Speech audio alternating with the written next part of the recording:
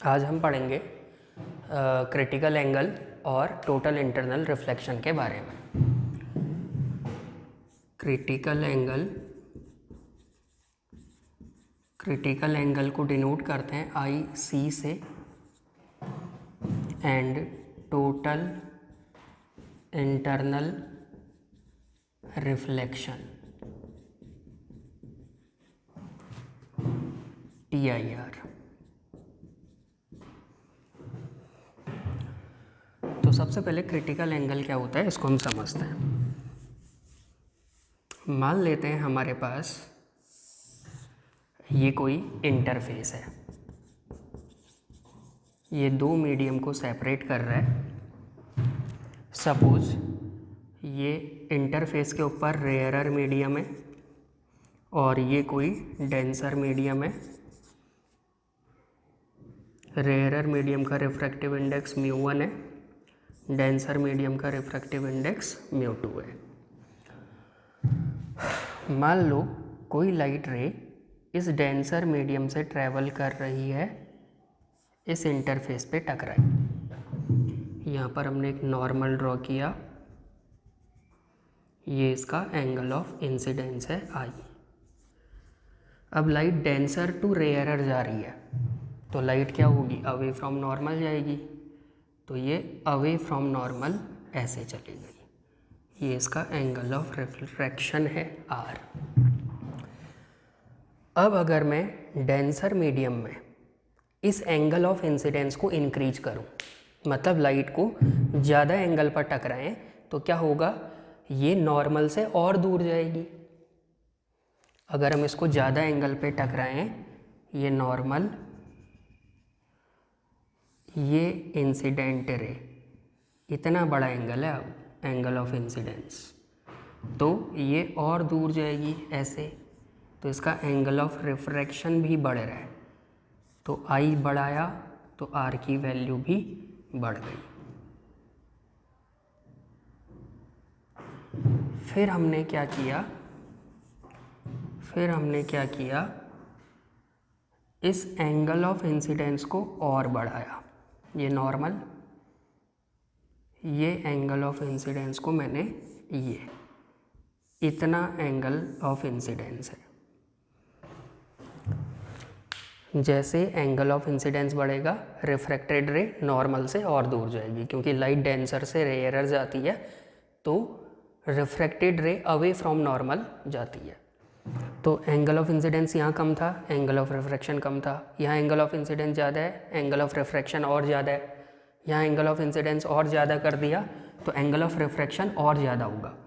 और कभी ऐसी कंडीशन आएगी कि ये रे नॉर्मल से दूर जाते जाते एक टाइम पर ऐसे जाएगी। इस एंगल पर ये रे नॉर्मल से दूर डेविएट हुई और इंटरफेस को ग्रेज करते हुए आगे जा रही है। ये हमारे पास इंटरफेस,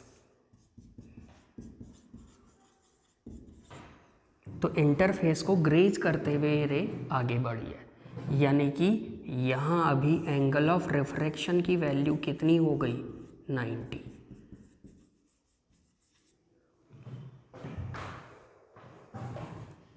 इसको बोलते हैं ग्रेज करना या ग्रेजिंग इमर्जेंस। जब रे इंटरफेस को टच करते हुए आगे निकलती है वो ग्रेजिंग इमर्जेंस कहलाता है। तो जिस समय पे ग्रेजिंग इमर्जेंस होता है उस समय पे इस एंगल ऑफ इंसिडेंस का नाम हमने रखा है क्रिटिकल एंगल। तो क्रिटिकल एंगल हमेशा डेंसर मीडियम में बनता है। क्रिटिकल एंगल हमेशा डेंसर मीडियम में बनता है। डेंसर मीडियम में बनने वाला ऐसा एंगल ऑफ इंसिडेंस जिसके लिए रिफ्रैक्टेड रे सरफेस को ग्रेज करते हुए जाए, या जिसके लिए रेयरर मीडियम में, ऊपर मीडियम रेयरर है, रेयरर मीडियम में एंगल ऑफ रिफ्रैक्शन 90 डिग्री हो, ऐसे एंगल ऑफ इंसिडेंस को हम क्रिटिकल एंगल कहते हैं। तो क्रिटिकल एंगल कौन सा एंगल कहलाता है? Critical angle is the angle in denser medium, is the angle of incidence in denser medium for which refracted ray just grazes the surface is called critical angle. तो इसकी definition क्या है? The minimum angle of incidence in denser medium, हमेशा denser medium में बनता है critical angle. The minimum angle of incidence in denser medium for which refracted ray just grazes the interface, यानी कि एंगल आर कितना हो 90 degree is called critical angle.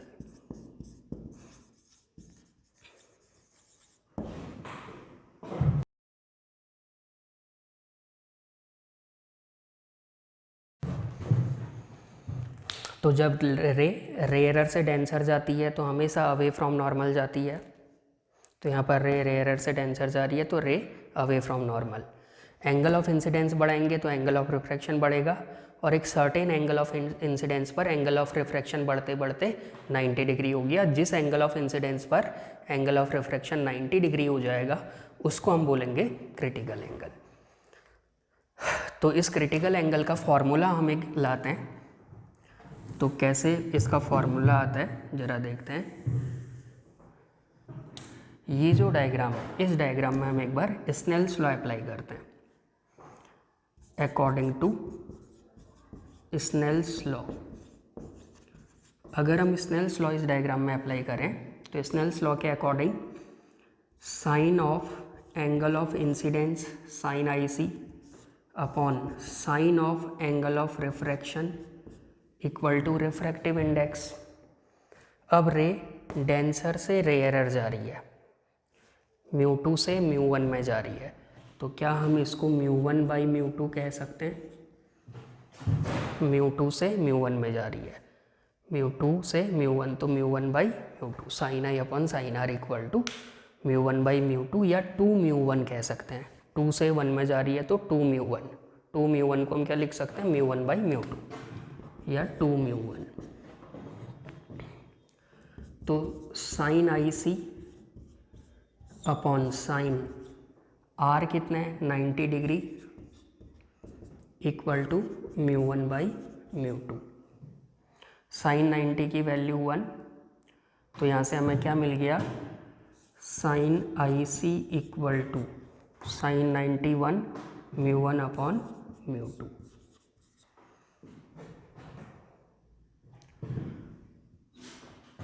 तो यह sine I c equal to μ1 किसका रिफ्रैक्टिव इंडेक्स है? μ1 है rarer medium का रिफ्रैक्टिव इंडेक्स और μ2 डेंसर मीडियम का। तो μ1 की जगह हम क्या कह सकते हैं? Mu of rarer medium upon mu of denser medium. तो ये हमारे पास क्रिटिकल एंगल का फॉर्मूला होता है।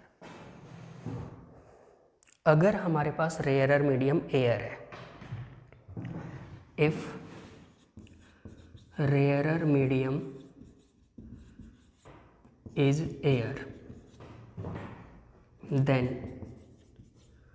rarer medium air है तो इसका refractive index 1, sine I c equal to 1 by mu, जो भी इसका रिफ्रैक्टिव इंडेक्स होगा वो यहाँ पर आएगा। तो ये फॉर्मूला कब एप्लीकेबल है? जब रेयरर मीडियम एयर हो, अदरवाइज हमेशा formula sine I c equal to mu rarer upon mu denser हम अप्लाई करेंगे। अब बात करते हैं ये जो क्रिटिकल एंगल है, ये क्रिटिकल एंगल किस चीज़ पे डिपेंड करता है? तो सबसे पहली चीज़, क्रिटिकल एंगल डिपेंड करेगा दोनों मीडियम के रिफ्रैक्टिव इंडेक्स पर। दोनों मीडियम के रिफ्रैक्टिव इंडेक्स मतलब इस इंटरफेस के ऊपर कौन सा मीडियम है और नीचे कौन सा मीडियम है, इस बात पे डिपेंड करेगा। तो क्रिटिकल एंगल ये डिपेंड करता है, depends on pair of media. Pair of media मतलब इन दोनों के अगल बगल या ऊपर नीचे क्या कौन सा मीडियम है, इस बात पे डिपेंड करेगा μ1 और μ2 पर। दूसरा, ये डिपेंड करेगा, डिपेंड्स ऑन वेवलेंथ और कलर ऑफ लाइट।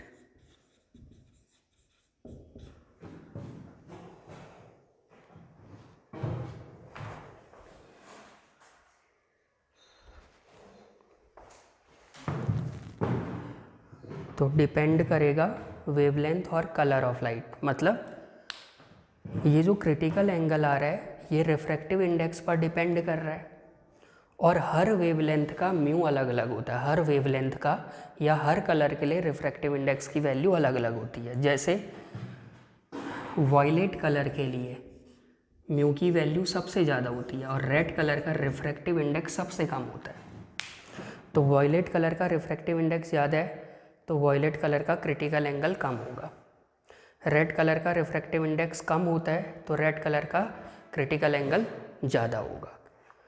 तो क्रिटिकल एंगल पहली बात तो डिपेंड करेगा पेयर ऑफ मीडिया पर, दूसरी बात डिपेंड करेगा कि ये जो इंसिडेंट रे है ये किस कलर की है। अगर ये वॉयलेट कलर की है तो वॉयलेट कलर के लिए क्रिटिकल एंगल की वैल्यू कम होगी।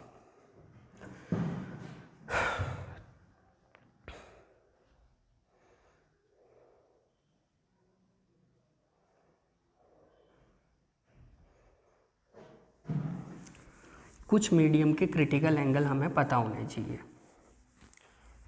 कुछ मीडियम के क्रिटिकल एंगल हमें पता होने चाहिए। हम देख रहे हैं जो क्रिटिकल एंगल है वो रिफ्रैक्टिव इंडेक्स के इन्वर्सली प्रोपोर्शनल है।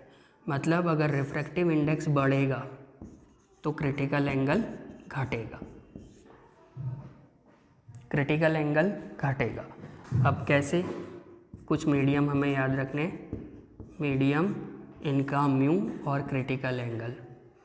जैसे हमारे पास मीडियम है सपोज वाटर, वाटर का रिफ्रैक्टिव इंडेक्स होता है 1.33, तो वाटर का जो क्रिटिकल एंगल होता है ये 48 डिग्री के आसपास होता है।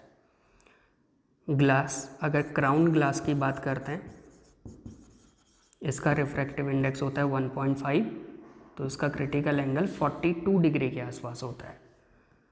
फ्लिंट ग्लास की बात करते हैं, flint glass, dense flint glass, इसका रिफ्रैक्टिव इंडेक्स थोड़ा सा ज़्यादा होता है क्राउन से 1.6, तो इसका क्रिटिकल एंगल 37.3 डिग्री यानी कि लगभग 37 डिग्री के आसपास हम मानते हैं।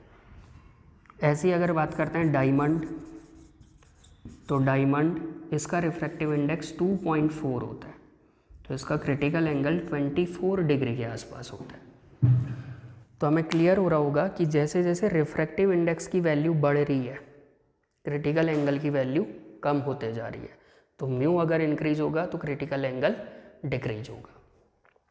और ये सारे क्रिटिकल एंगल एयर के रिस्पेक्ट में, ये क्रिटिकल एंगल 48 डिग्री वाटर का है, वाटर एयर इंटरफेस के लिए, वाटर एयर मीडिया के लिए critical angle 48 degree, glass air media के लिए critical angle 42 degree, flint glass air media के लिए critical angle 37 degree, air diamond का क्रिटिकल एंगल 24 डिग्री। क्योंकि जो क्रिटिकल एंगल होता है पेयर ऑफ मीडिया पे डिपेंड करता है, तो इसका दूसरा पेयर एयर है, तो एयर के रिस्पेक्ट में ये सारे क्रिटिकल एंगल यहाँ पर लिखे गए। तो ये है क्रिटिकल एंगल। क्रिटिकल एंगल क्या होता है? जब लाइट रे रेयरर डेंसर मीडियम से रेयरर मीडियम में जाती है तो हमेशा नॉर्मल से दूर होते जाती है। तो डेंसर मीडियम में ऐसा एंगल ऑफ इंसिडेंस जिसके लिए एंगल ऑफ रिफ्रैक्शन 90 डिग्री हो, यानी कि लाइट रे इंटरफेस को ग्रेज करते हुए बाहर जाए, उस एंगल को हम कहते हैं क्रिटिकल एंगल। क्रिटिकल एंगल हमेशा डेंसर मीडियम में बनता है। इसका फॉर्मूला होता है sin IC = mu rarer upon mu denser. जैसे जैसे रिफ्रैक्टिव इंडेक्स बढ़ता है क्रिटिकल एंगल घटते जाता है। क्रिटिकल एंगल डिपेंड करता है पेयर ऑफ मीडिया पर और लाइट के कलर पर। अब हम बात करते हैं टोटल इंटरनल रिफ्लेक्शन किसे कहते हैं। तो टोटल इंटरनल रिफ्लेक्शन क्या होता है, ये हमारे पास इंटरफेस है, ये इंटरफेस दो मीडियम को सेपरेट कर रहा है, ये रेयरर मीडियम है और ये डेंसर मीडियम है। कोई लाइट रे डेंसर मीडियम से रेयरर मीडियम में जा रही है, ये हमने नॉर्मल बनाया। जब रे डेंसर टू रेयरर जाती है तो अवे फ्रॉम नॉर्मल जाती है। तो मान लेते हैं ये अवे फ्रॉम नॉर्मल जाएगी, मान लेते हैं इस टाइम पे ये रे ऐसे गई है,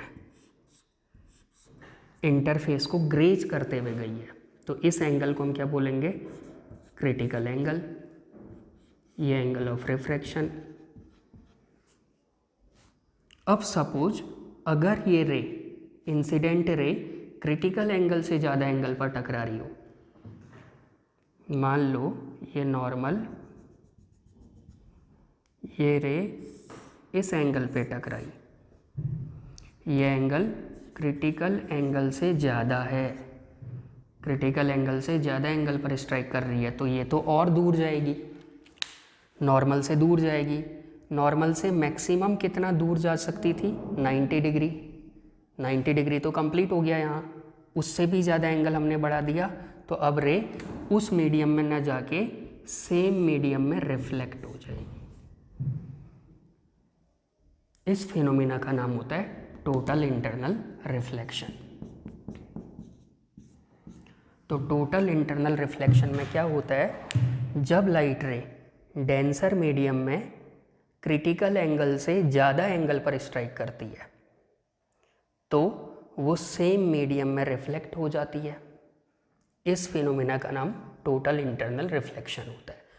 क्यों हो रहा है, क्योंकि डेंसर मीडियम में क्रिटिकल एंगल तक तो क्या हो रहा था, एंगल ऑफ रिफ्रैक्शन बढ़ते बढ़ते 90 डिग्री हुआ, लेकिन अगर एंगल ऑफ इंसिडेंस क्रिटिकल से ज़्यादा होगा तो एंगल ऑफ रिफ्रैक्शन तो अब 90 डिग्री से ज़्यादा नहीं हो सकता, तो इसलिए रे उसी मीडियम में वापस आ गई। तो क्योंकि ये रिफ्लेक्शन हो रहा है इसलिए इसको हमने टोटल इंटरनल रिफ्लेक्शन कहा है।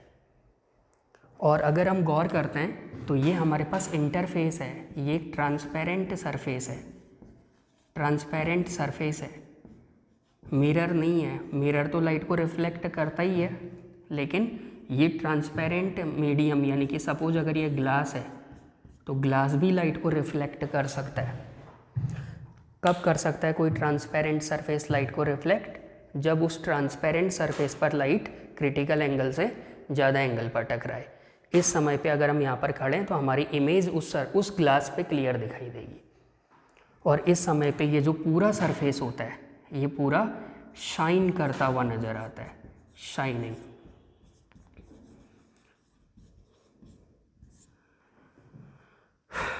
एक तो हमने रिफ्लेक्शन पढ़ा है मिरर से,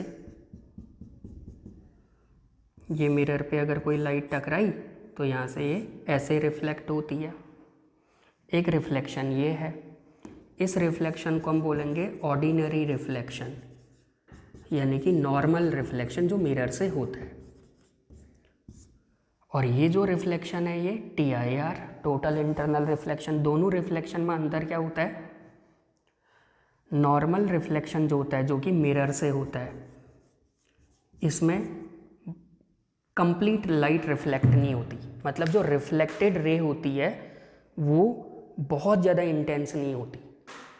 लेकिन जब रे टोटल इंटरनल रिफ्लेक्शन सफ़र करती है, जब रे इंटरनली रिफ्लेक्ट होती है तो लगभग 100% लाइट रिफ्लेक्ट होती है, ऑलमोस्ट 100% लाइट रिफ्लेक्ट होती है TIR में। लेकिन जब मिरर के थ्रू रिफ्लेक्शन होता है तो उस समय पे रिफ्लेक्शन का अमाउंट बहुत ज़्यादा नहीं होता, 100% से बहुत कम होता है। तो ऑर्डिनरी रिफ्लेक्शन और टोटल इंटरनल रिफ्लेक्शन में क्या अंतर है?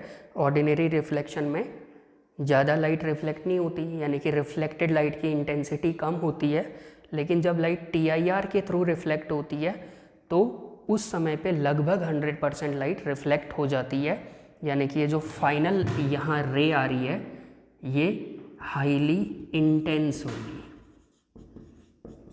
इसकी इंटेंसिटी बहुत ज़्यादा होगी। इसकी वजह से ये सरफेस शाइन करता हुआ नज़र आता है। अगर किसी जगह से बहुत ज़्यादा लाइट आ रही हो तो वो जगह हमें कैसी लगेगी? शाइन करते हुए, स्पार्कलिंग नज़र आएगी, मतलब हमें लगेगा कि वहाँ बहुत ज़्यादा लाइट इकट्ठा है और वहाँ से लाइट बाहर आ रही है, जैसा डायमंड में होता है, अभी हम पढ़ेंगे। तो टोटल इंटरनल रिफ्लेक्शन क्या होता है? जब लाइट डेंसर मीडियम में, जब लाइट डेंसर टू रेयरर जा रही हो और डेंसर मीडियम में angle of incidence critical angle से ज़्यादा हो, तो लाइट दूसरे मीडियम में न जाके उसी मीडियम में वापस आ जाती है। इसको हम टोटल इंटरनल रिफ्लेक्शन कहते हैं। टोटल इंटरनल रिफ्लेक्शन और नॉर्मल रिफ्लेक्शन जो कि मिरर से होता है, उनमें क्या अंतर है? तो नॉर्मल रिफ्लेक्शन में लाइट बहुत ज़्यादा रिफ्लेक्ट, ज़्यादातर परसेंटेज रिफ्लेक्ट नहीं होता, इंटेंस इमेज नहीं बनती, लेकिन इसके कंपैरिजन में टोटल इंटरनल रिफ्लेक्शन में लगभग 100% लाइट रिफ्लेक्ट होती है, हाईली इंटेंस इमेज फॉर्म होती है, और वो सरफेस जहाँ से इंटरनल रिफ्लेक्शन हो रहा है वो सरफेस हमें शाइन करता हुआ नज़र आता है, जैसा कि डायमंड में हमें नज़र आता है। तो टोटल इंटरनल रिफ्लेक्शन की डेफिनेशन क्या होगी?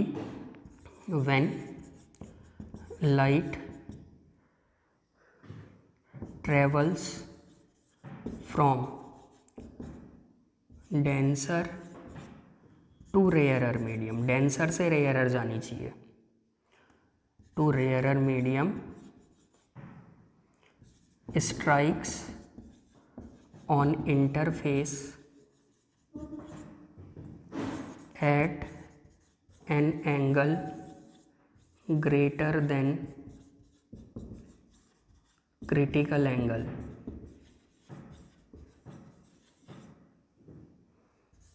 then light reflects back into same medium.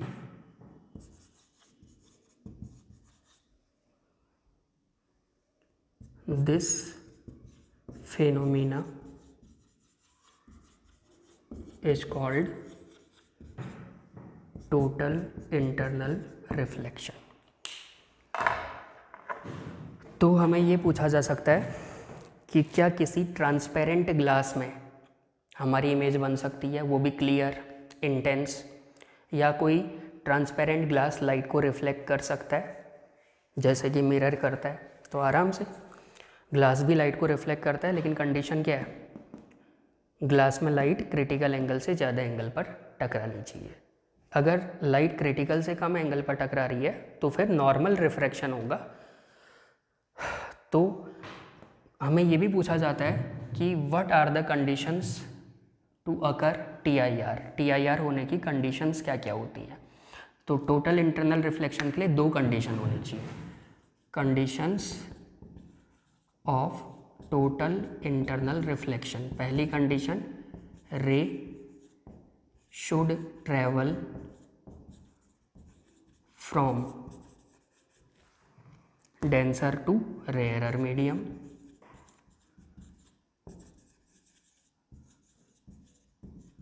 Second condition होनी चाहिए, angle of incidence should be greater than critical angle, तभी TIR होगा।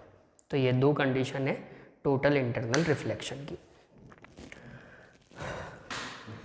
तो अब किसी सरफेस पर लाइट किस एंगल पर टकरा रही है, इसके बेसिस पर हम ये पता करेंगे कि वो लाइट कहाँ जाएगी।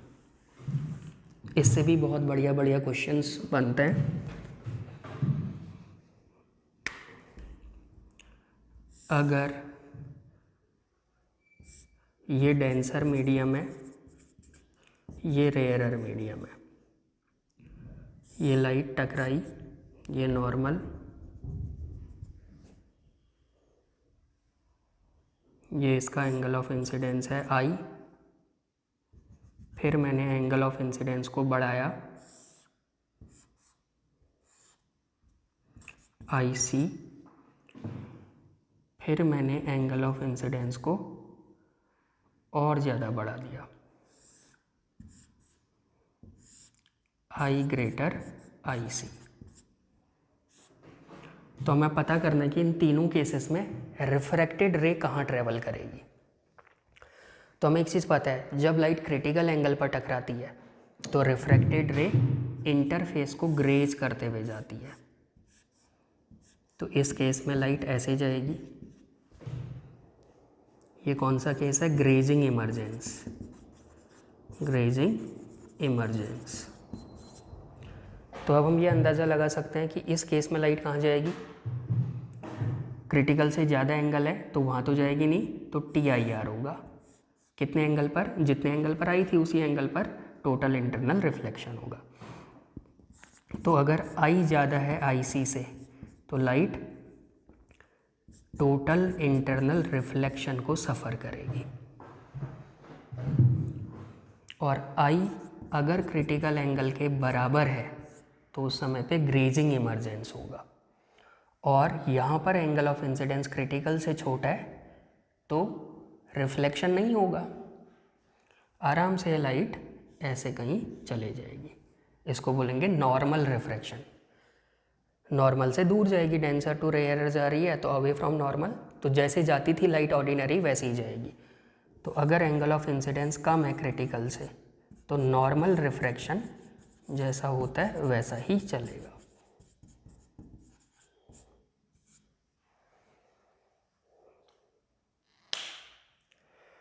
तो ये हमारे पास क्रिटिकल एंगल और टोटल इंटरनल रिफ्लेक्शन के बारे में कुछ बातें ये आपको पता होनी चाहिए।